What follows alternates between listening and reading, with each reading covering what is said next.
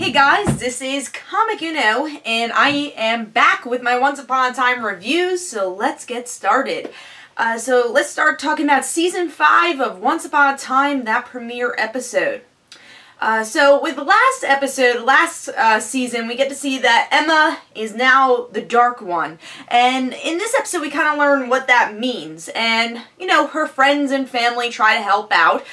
Regina tries to come up with a plan to get Emma, because Emma is now in out of Storybrooke and in another world.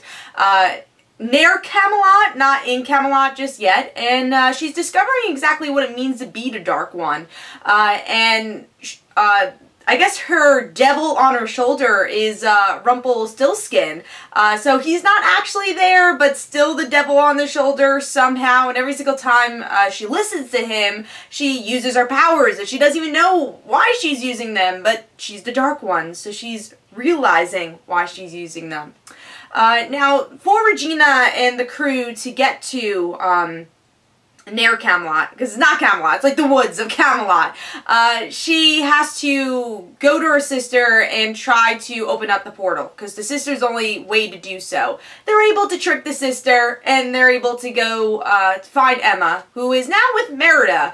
Emma seems that the Whisperer from the Brave movies, is the only way to figure out how to get rid of this dark power. And it seems like Merida betrays Emma, Emma betrays Merida, Emma's about to kill Merida, but her friends and family are able to stop her. So we get to see King Arthur finds Emma, you know, trying to look for Merlin.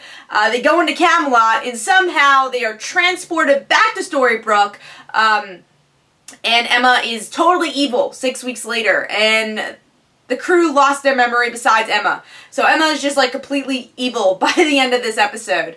So what did I think as a whole? You know, I think there's some positives to this arc. I will say when I toward the ending of Season 4, I was not interested in Dark Emma, or Dark Swan, that's what they're calling her now. I was definitely not interested. I'm like, oh no, they finally have run out of ideas. And there's some parts in this episode where I'm like, oh no, they've run out of ideas. But there are some positives too. So let's start talking about the positives first. I'm a big Regina fan, and this seems like a humongous Regina arc, because it's about good and evil, which is what this whole show's always been about, even if some arcs kind of didn't focus so much on good and evil. It's always kind of been about good and evil. At least the big main arcs always have been. So here we get to see Regina's kind of purely good now. She, you know, and of course we know that. She's gone through a 5-year journey to become good. And now it seems like she's in the position of being the savior. And they're switching their roles. Emma is the Dark One, and Regina is the savior. Regina, don't know why I couldn't say that. Regina is the one who has to save Emma. So I guess that's what the whole arc is going to be about, and that's the thing that excites me, is the relationship and the friendship between Emma and Regina. So yeah, that's something I'm really excited about, and seeing Regina's arc.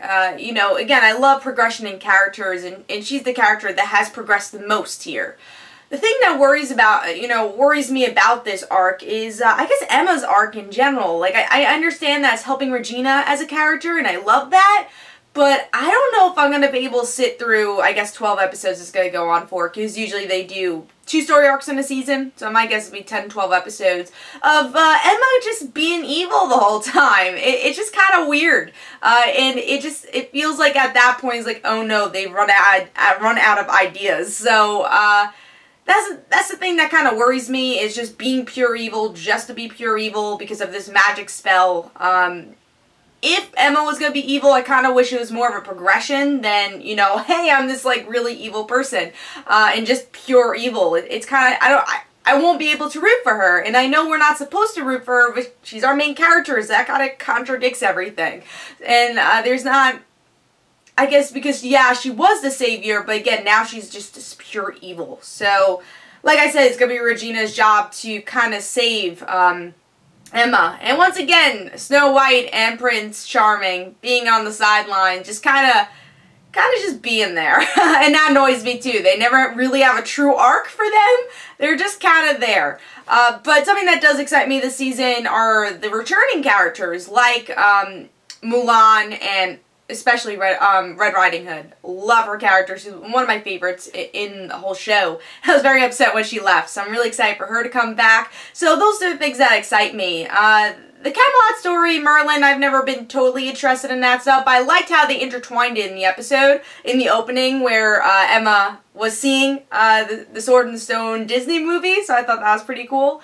But yeah, I'm like still on the fence of the direction of the story. I thought there were some positives. Merida was spot on. Don't know if it was the right time to introduce her. I thought it was also kind of forced the way they introduced her. Hopefully they can utilize the character a bit more, but yeah, we'll see where the season goes. Like I said, there are positives to the season, but I could also see the season going south very quickly. But let me know in the comments below, what did you think? Are you excited for Regina to be the savior? Are you liking Emma being evil? Let me know in the comments below. This is Comic Uno. Don't forget to follow me on Twitter.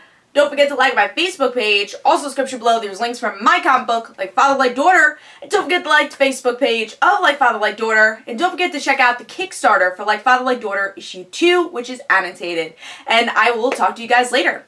Bye.